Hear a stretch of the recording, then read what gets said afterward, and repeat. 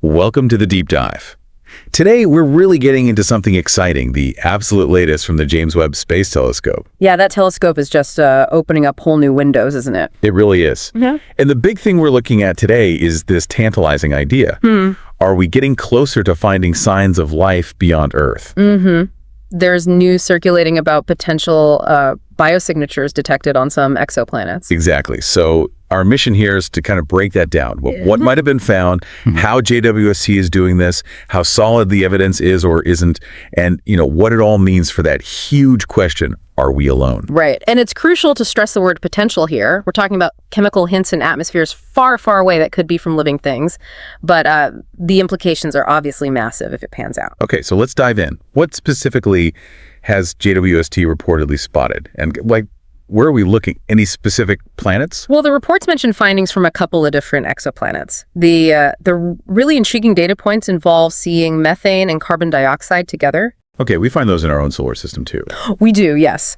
But it's the ratio they're found in these exoplanet atmospheres. It's unexpected under some models if there isn't some kind of biological process going on, replenishing them in a certain way.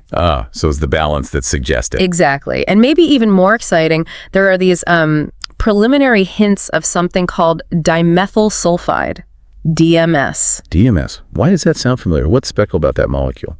Well, here on Earth, DMS is overwhelmingly produced by life, specifically marine life, like phytoplankton. It's not something you typically get from, say, volcanoes or other non-living processes in large amounts. I see. So finding that in an alien atmosphere would be pretty significant. Potentially, yes.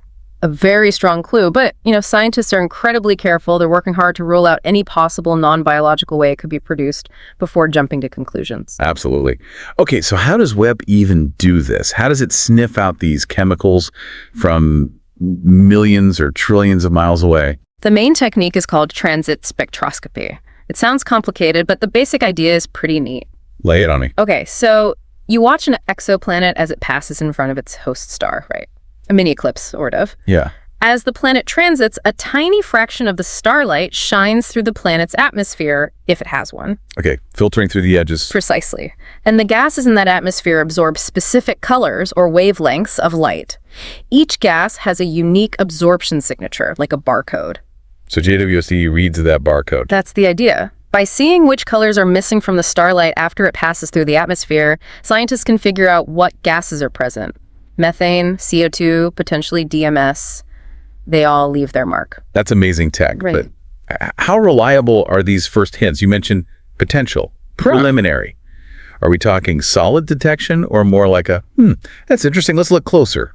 Definitely more, let's look closer. It's still very early days for these specific findings. JWST is incredibly powerful, but teasing out these faint signals from so far away is extremely challenging. So lots of double checking needed. Absolutely. The data needs rigorous analysis, peer review, and ideally, confirmation with more observations.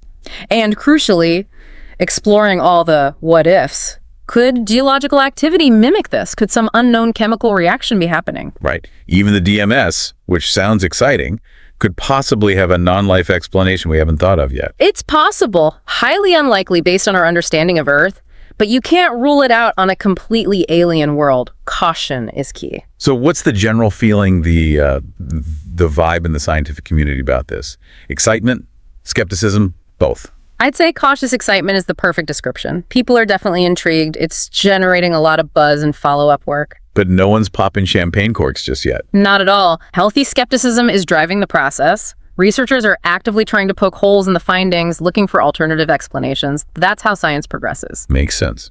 Still, even with all caveats, this feels like a pretty big step, doesn't it? Just the possibility being seriously discussed based on actual data. Oh, absolutely. It's a significant moment. How might this kind of discovery, even if preliminary, affect, the future? Like space exploration priorities or funding? Well, if these hints solidify, even a little, It could be transformative. You'd likely see a major push to dedicate more resources telescope time, mission planning specifically to study these promising worlds in greater detail. Targeting these specific planets. Yes, and perhaps designing next-generation telescopes even better suited to finding fainter, more complex biosignatures. It could really galvanize the entire field of astrobiology. So to wrap it up then, the big picture is JWST has given us some really fascinating, though very preliminary, data from distant exoplanets. Hints of chemicals like methane and CO2 and potentially life-suggesting ratios, and even whispers of DMS. Found using transit spectroscopy, analyzing starlight filtered through alien air. But, and this is a big but, Yeah. it needs way more confirmation. Exactly. Scientists are excited, but very cautious, exploring all possibilities. And if it does hold up, it could seriously change the game for how we search for life elsewhere.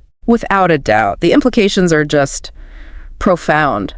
Thinking about what it means if we confirm life, even simple microbial life, exists beyond Earth. It really is mind-boggling. If these are just the first hints, imagine what else we might learn down the road. Something definitely worth pondering.